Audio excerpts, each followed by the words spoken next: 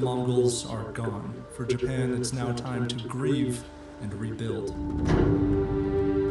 It's the following year that Mongol emissaries arrive in Japan, reiterating Kublai Khan's request to submit to Mongol rule. Hojo Tokimune, the de facto ruler of Japan, has been beheaded. Later emissaries suffer the same fate.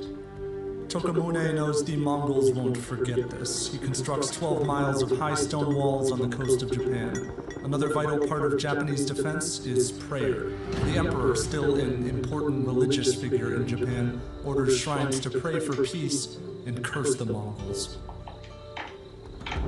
Yet the Mongol Empire only grows in power. They've crushed the last of China's southern Song dynasty, absorbed its mighty navy, and constructed a massive new fleet. In the years since the invasion, Kublai Khan has had time to orchestrate the downfall of Japan.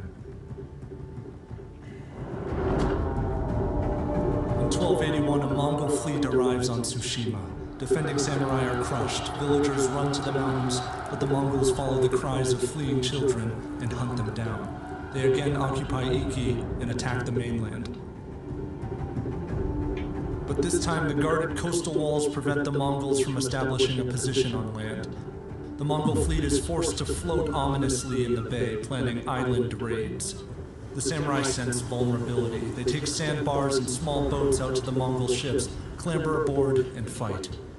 One, called Kawano Michiari, takes 5 followers and bounds over choppy seas in 2 small boats. As they near a Mongol vessel, an enemy archer kills his uncle. 2 more arrows carve into Michiari's shoulder and left arm as he climbs aboard. He ignores the wounds, unsheathes his sword, kills a large Mongol, and captures an officer. Takazaki Suenaga is also eager to join the fray. He squeezes onto an outgoing Japanese boat, storms a Mongol ship, and attacks the crew. The Mongols are bleeding supplies, but in midsummer the momentum seems to shift. Their massive southern fleet from the newly conquered southern China reaches Japan. The invading army is now 3 times as large as it was in the previous invasion. A tight battle at Takashima Island forces a Japanese retreat. Then the skies blacken. Sails flutter, waves swell. A typhoon overtakes the bay, devouring hundreds of Mongol ships. Soldiers are thrown overboard, vessels dashed against the rocks. The surviving Mongol ships cut anchor and abandon the invasion. The next day, thousands of Mongols, dead and alive, wash up on Japanese beaches and float by on driftwood. One straggler, Chang, has been stranded on an island for 3 days without food. He and other survivors plan to cut down trees, build ships, and sail home. But they're captured by Japanese who are surveying the area. Uninterested in forgiveness, the Japanese execute every Mongol, Korean, and northern Chinese they find. They view the southern Chinese as old allies of Japan, only recently forced under Mongol control.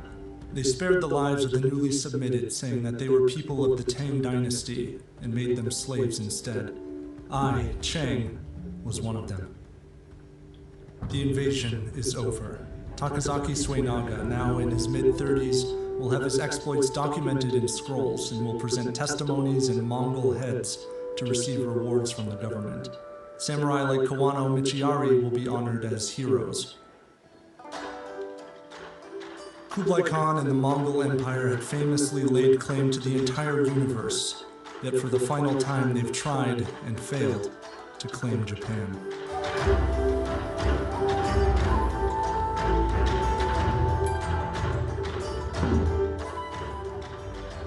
So if you haven't already, make sure to subscribe and hit that notification bell.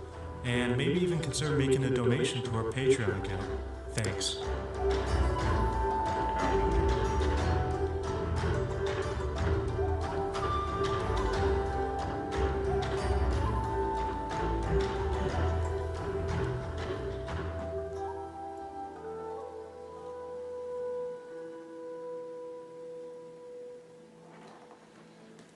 Damn.